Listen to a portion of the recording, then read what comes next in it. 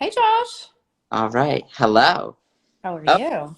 looks much better today. Much Fantastic. better. That's good. For no Awesome. reason at all. Let me turn the camera around Yeah. and give Fine. this to my People like camera operator. fantastic. Well, That thank you. is my table here. All right, Awesome. so I can't see you. I'm just gonna just gonna No, go with it. no worries. So, Let's give people another minute or so to join, and then we'll get right to it. cool. Um, in the Let's walk meantime, around and look at things. yeah, absolutely. And thank you so much. So for those of you that are joining, we're here with one of my favorite artists, Betsy Enzensberger. She's based out of California, and her kind of signature motif, if you will, are the lollipops. So Betsy, I don't know how your camera's set up, but if you could like grab one and just hold it up to the camera Yeah, so people could see, that would I'm be gonna awesome. put on gloves. Fantastic. Thank you.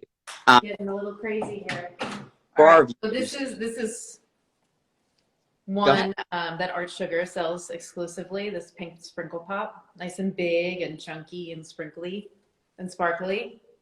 I love it. So that's one. I'm going to just show Fantastic. you a bunch of stuff since it's all right here. This is Yeah. pretty much everything I have right now, which is not a lot. Yeah, so for those of you that are watching, definitely follow Betsy's account. It's just her name, Betsy Enzensberger, and you could see really clear pictures of the ice pops. What I will say is that there's so many different artists, whether they're pop artists, street artists, and whatnot, and a lot of them produce things that are very similar. What I like about Betsy's stuff is that not only is it different and unique, but this style is kind of constantly changing. I've noticed over the past 2 years or so of following her work that the popsicles have gotten a little bit, they change over time, right? And I think that's actually a great example with the transparent look there. Um, Yeah. and I see people are commenting already that they love the hot pink and the blue Oh, violet. good. I You know, love the that hot pink too. what we look for. When we're looking for different artists that we want to interview and whatnot, part of what I like is things that like evoke a response, things that are very happy, and things that have super bright colors. And Mm-hmm. see here, Betsy's got just tons and tons of those types of examples. Betsy, can you tell us a little bit about like how long it takes to make one and just kind of like how the idea came to mind? Well, it just totally depends on what piece it is. Let's say something like this takes like 20-ish days to make because each stripe is a layer of resin. And for these little ones, I use a 24-hour cure resin. Um, and then I do all the embellishments afterwards. So, count the number of stripes and then add a few days. So those take a really long time. They look small and, but I mean, this would take just about the same amount of time. It's more work as far as like sanding and shaping and things like that. But, it's about the same amount of time because it is the same amount of stripes. Got it. And I'd be curious too, what is kind of your background? Like what got you to join the art world full time? Or did you always have a vision that you were gonna make resin ice pops? Sort of Not say. at I don't know where that came from. Because way back in college, I studied abstract painting. And it's funny because I know a lot of resin artists that suddenly went from, paint some sort of painting to like mixing resin with their paint and then just boom, right to like resin sculpting, things like that. It's kind of like once you get it in you, you can't stop. So what I liked most about it was the challenge. It was really interesting to like go into the studio and like literally every day you have no idea what's going to happen because it's cold or hot or damp or dry. The resin acts differently. So that was actually what I liked most. I thought, oh, painting's really like it feels good. It's really good for the soul, I think. But I really like Yeah. the challenge of resin because I mean I mess up all the time. It's a problem. But I mean, like if I didn't mess up, I wouldn't end up, succeeding at some point. So, Do you have any of the really big ones in your studio currently? ooh, I know on your you had some that were just like massive. This one, this is my most recent. Yes, like the scale of that is ridiculous. For you. Do these ever go out, or are Okay, they meant for indoor only? it's pretty heavy. But this was, see, this combined my two loves, my sculpting love and my painting love. So I went back to my like real drippy painterly style and just went to town. And it was funny because some of my old collectors from way back when they bought my paintings were like, "Oh my God, you're painting it?" I'm like, "No, a little bit, but only for this kind of thing." But I mean, I had so much fun. I mean, I love painting and I totally respect painters, and I find it really therapeutic for me. So Definitely. And what's kind of like the inspiration behind the work? I think you touched on some of that, but I'd love to know just kind of like what got you to this point. well, originally I was kind of like doing more resin on panel and resin on different kind of sculptures, like making wall sculptures melting off the wall. Okay. Paintings melting off the wall. And then I came across this stuff, which is like runoff, just like runoff on the table. And it was mostly the red stuff that got me. And I was like, oh, Nope. It looks like candy. You know, you kind of want to eat it. Like it looks delicious and there's a ton of it.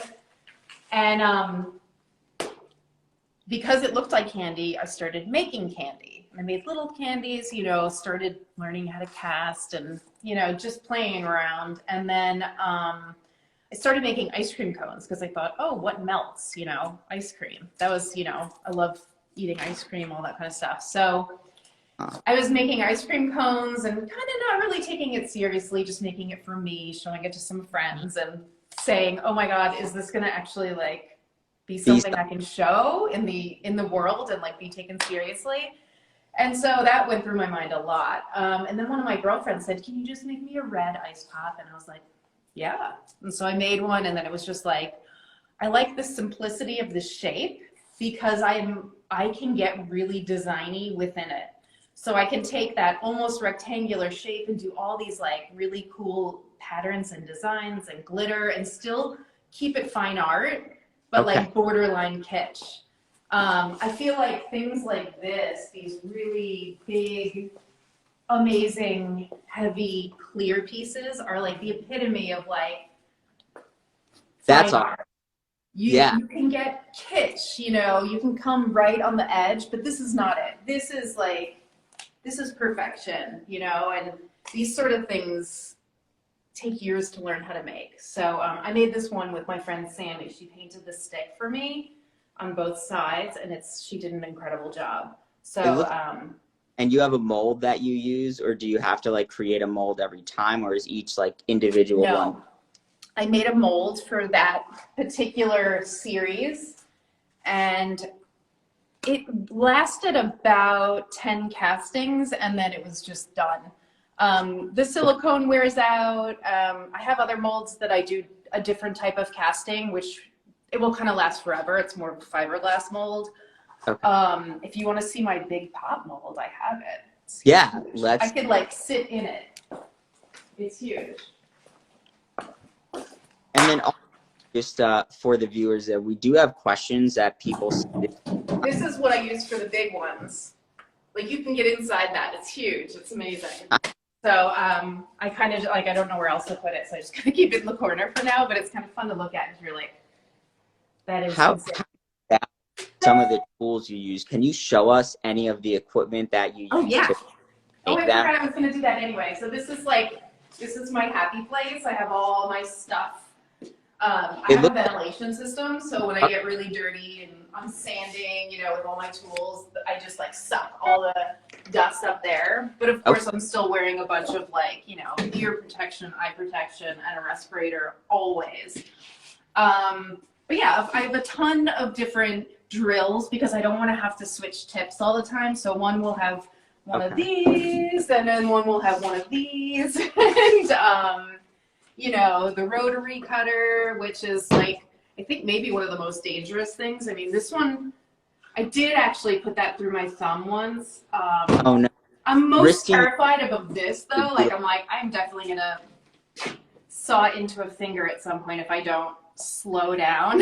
I just get really excited. I want to do too many things at once. So as my mentor says, just what is that behind you? stop That's and breathe. saw? Is that what that is? This one, Yeah. that's a bandsaw. And you use that to shape it or to I like use that almost every day for everything. Any type of cutting. I can do straight cuts. I can do curved cuts. Honestly, I can do so much with this, depending on the size of the blade. Like this is a thicker blade, so that's more for straight cuts. But the really thin ones, I can get all like, I don't know. I use it for everything. I have two of them just in case this one like breaks down on me. I have another one right over here so I can hook it up because I just can't live without it. got it. I mean, there's always those necessary things that artists have, and one of the cool things going into the artist studios is you really get to get a better sense as to the amount of time and effort that goes into these things. You know, I think when I was thinking to myself, oh, this is probably pretty simple. Like you pour the resin into a mold and you're done. And that I'm learning as an art lover, if you will, is that even though something may look very simple, the process to make it can be rather complex. And I think that's one of the things that's showing us here. I do want to get to some of the questions that people submitted. And for those of you that are commenting, continue to comment with some questions. One actually just asked, do you sculpt the drip or do you let it just happen? So we'll actually both. Start with that. I do both. I can sculpt the drip with my bandsaw and then I'll sand it and make it all beautiful, or I can just let it organically drip. It really depends on what size piece I'm doing or what effect I want. If I want it to really like melt into the table or whatever the world, I will do more of an organic drip and just let it do its thing. But oftentimes with the bare ones that need a much more stable base, I'll just sculpt it myself. And it's always super random. I never use molds for that. I want them to always be one of a kind, you know? I have certain curves that I like to do. I like to do real deep curves, which are, you know, just more complicated, but, you know, more fun for me. Pan to some of the popsicles, I'm noticing more people starting to log in, so I just want them to see the art as let's go. So one of the questions that actually a few of these we already kind of addressed, so I'm going to jump. Can you share more about your early career progression of your work? Yeah. Okay, so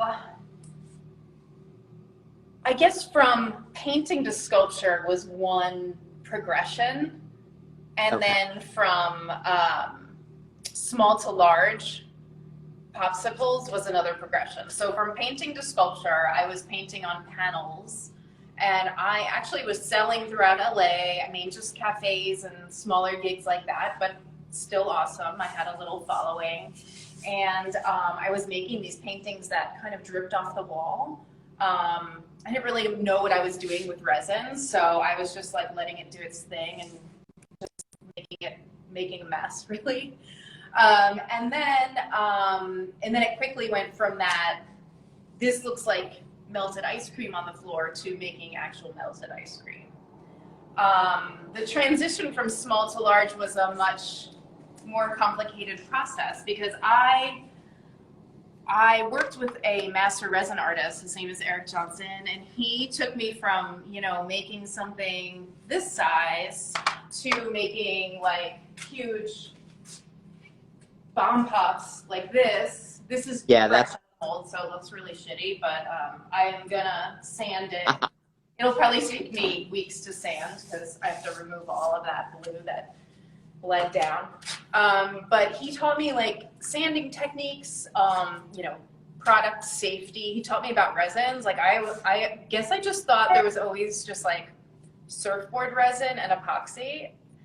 Surfboard resin, you know, like polyester, and then there's polyurethane, and then there's hot coals. Like there's so many different types of resin. I learned all that kind of stuff, and once you know that, then you can kind of like weave your way into the world of larger pieces. So now I feel really comfortable doing both.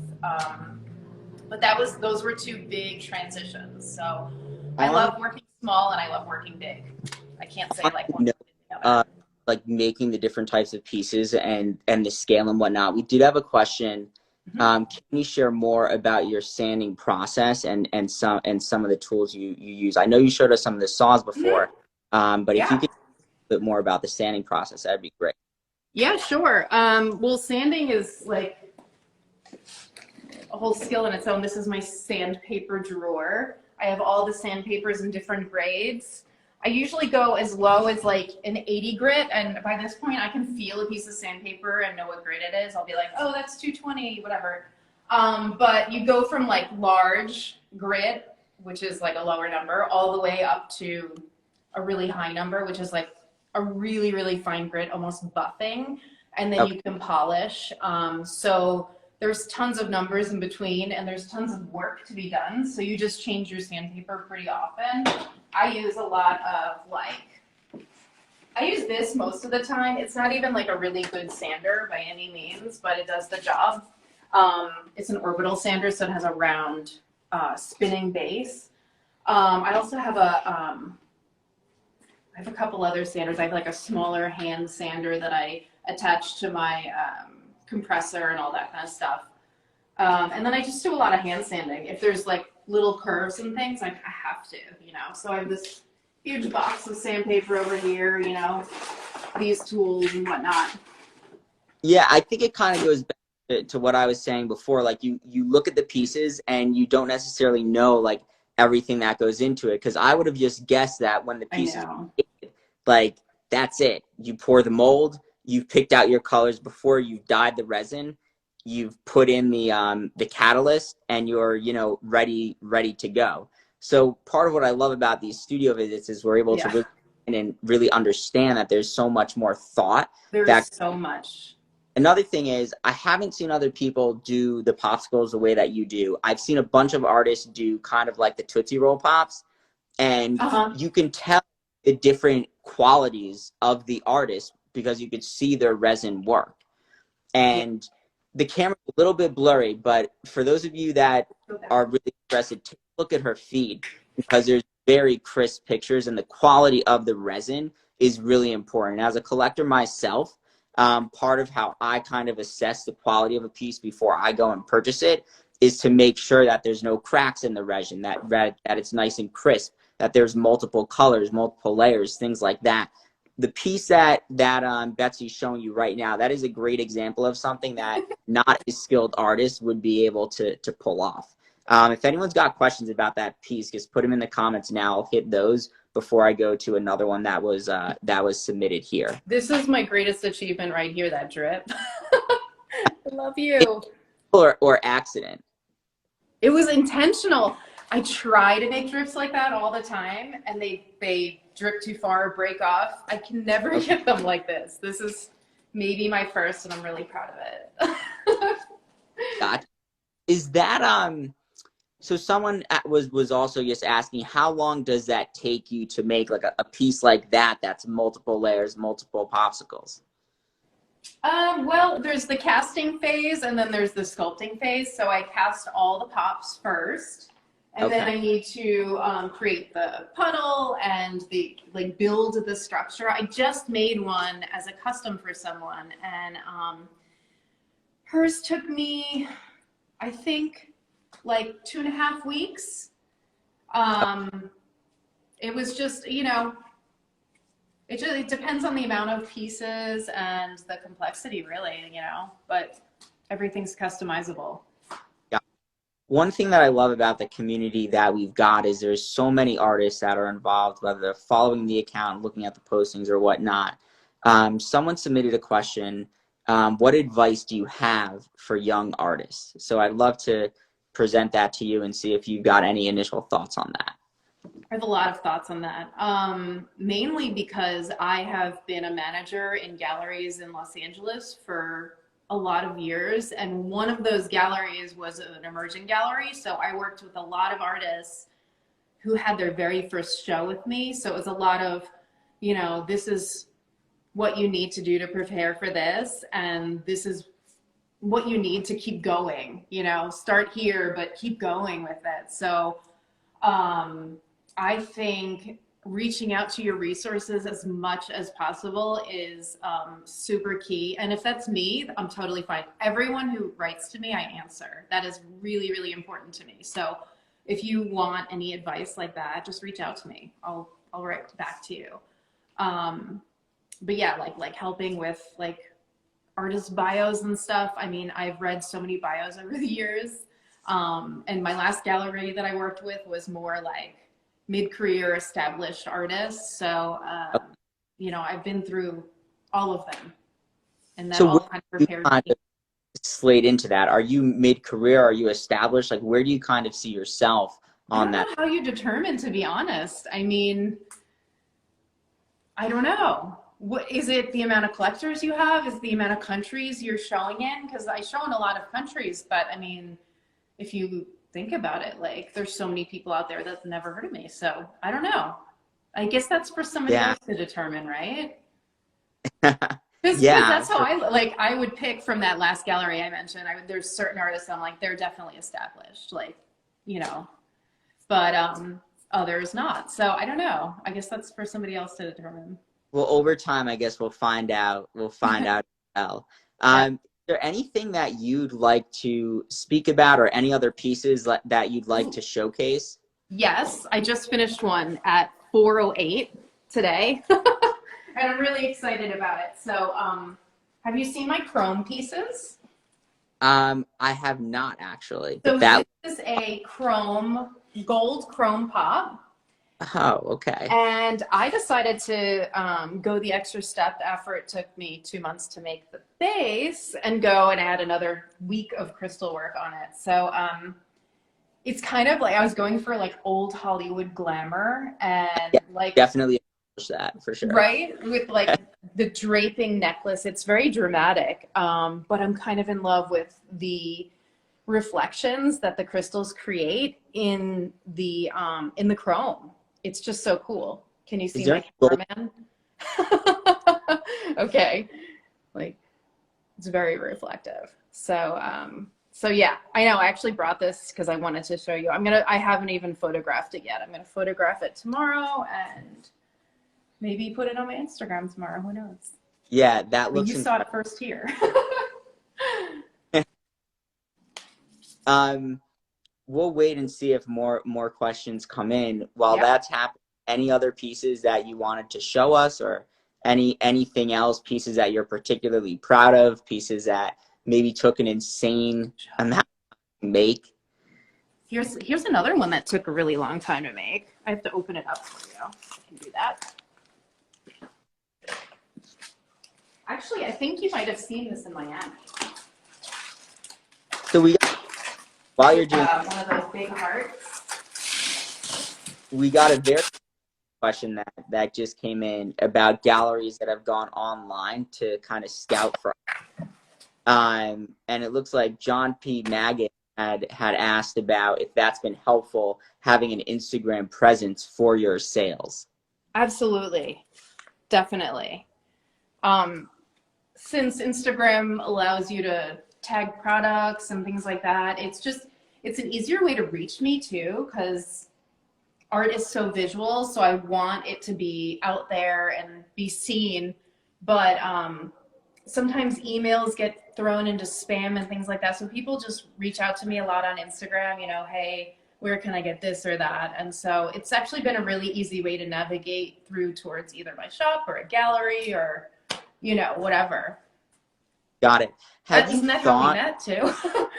Speaking I of. was just that was so I discovered Betsy's work over a year ago before I decided to do studio visits. Steph Ross Workshop had a very interesting question come across about NFTs. I feel like I may have saw a post on your feed, but I'm not sure. The question from Steph is, have you thought about doing NFTs, and what are your general thoughts on NFTs? I've done 4 NFTs. I don't do still because I have this whole theory on NFTs. I think still NFTs are great for artists who do 2D work, but for sculptors, the art itself is three-dimensional, so I don't want you to ever just look at it flat. I mean, yes, on Instagram, sure, whatever, but as an NFT, it should be in motion. So I went a step beyond just the art itself and went into like my emotion when I made that piece. So one of them's Joy Explosion, and it's one of my pops. And this is kind of what I had in mind going into it, was just like it starts shaking and then it explodes. And it's just like, it's that feeling where you're just like, oh my God, you know, you're so pumped. Like, let's say you buy a piece of art and you get it and it's at your doorstep and you're opening the box and you're like, holy shit, I'm gonna explode. And then that is my NFT. So there's a couple of them and each one have a story. And I encourage you to either go to Rarible and read them, because it's, I don't know, it's a little bit more insight into me and maybe what I feel making my work, and just like those really high emotions. So Yeah. So there's so many different NFT platforms, I feel. yeah. I know there's Nifty Gateway. I think you mentioned Rarible is the one that you're using. Yeah. What made you settle on Rarible? Was there something that like stood out to you that made you think like this is the NFT platform for me? No, I'm gonna be real honest. I was like, what's an NFT? And I like Google it, and like I saw like a video on YouTube, and it went through like step by step what it is. Okay. And then it went step by step on how to like publish it. And I was like, all right, cool. I'm gonna make one. Why not? So, and they just suggested Rarible. So no, I did no research into the platform at all. I've never purchased one myself. I'm so new to that world. But I do like the idea of knowing who purchases your piece and then where it might go in the future. That's kind of cool to me.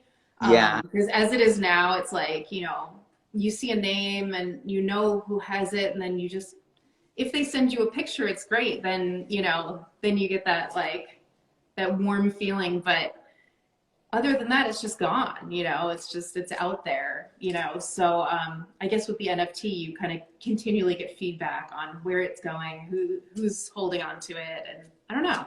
Yeah, that's an interesting perspective. I'd never thought about that, but it makes sense. Like with the NFT, you can track and see like where it hasn't gone. Whereas Yeah. for a piece that you sell to a collector, yeah, maybe it's hanging in their bedroom, but maybe they sold it to someone else. Maybe it's in another country now. Mm-hmm. The one question that came to mind for me is kind of like, what was that experience for you when you sold your first piece, or when you got your first like gallery show or collector that came in and was like, I'm in on this, we're gonna get some? What was kind of like your initial reaction?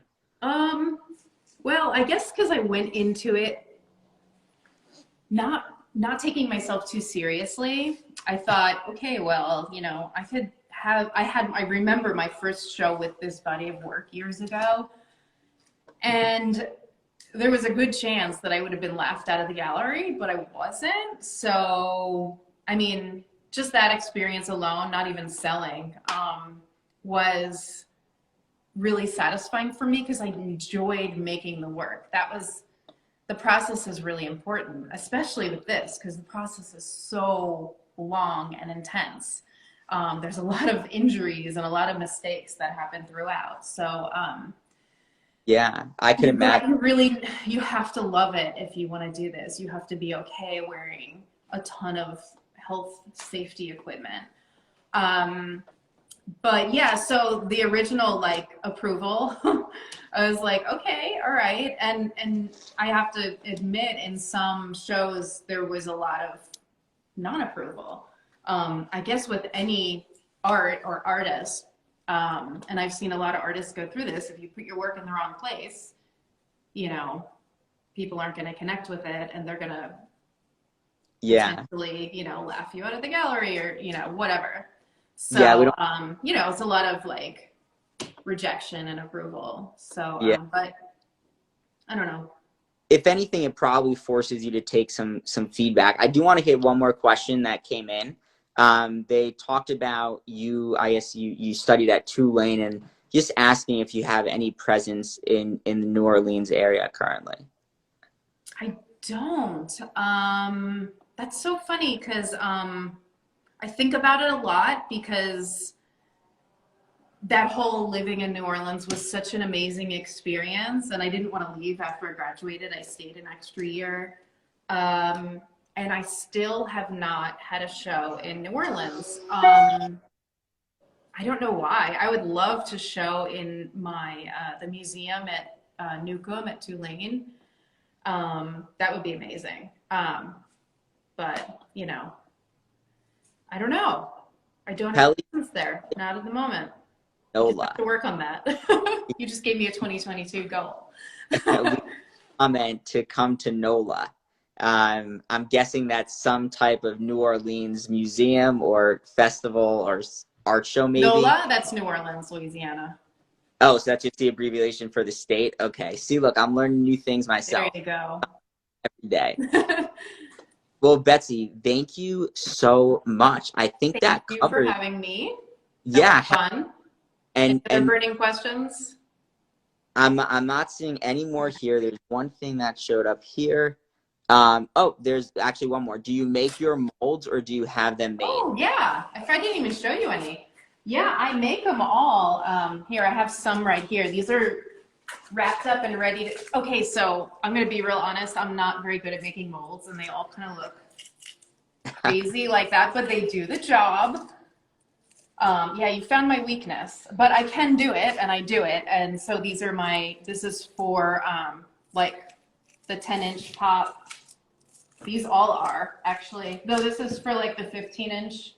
This is for a clear cast. The mold's made differently. It looks the same to you right now, but yeah, so they kind of look like that. I have a really big bomb pop mold, which I posted yesterday. In case you didn't get an idea of size, this is it. And I have something over the top because there's resin curing inside. You can actually look. The red's in there. Oh, I poured the red yesterday, so. But that will take probably 5 days to cure. So yeah. Those are my molds. Well, some of them.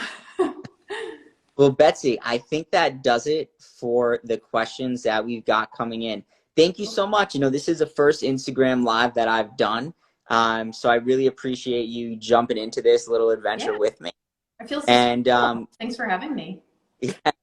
Yeah. So for those that are artists or art lovers and whatnot, Instagram is just such a great place to be able to interact with artists, discover artists. I never would have found Betsy's work if it weren't for Instagram. And actually, that's not true because I saw some of your work at one of the satellite fairs at Art Basel. So that definitely helps. But anyway, once again, folks, the Instagram name is just Betsy Enzensberger. You can go into the accounts that I follow and just type in Betsy, and it'll pop right up. Betsy, thank you again.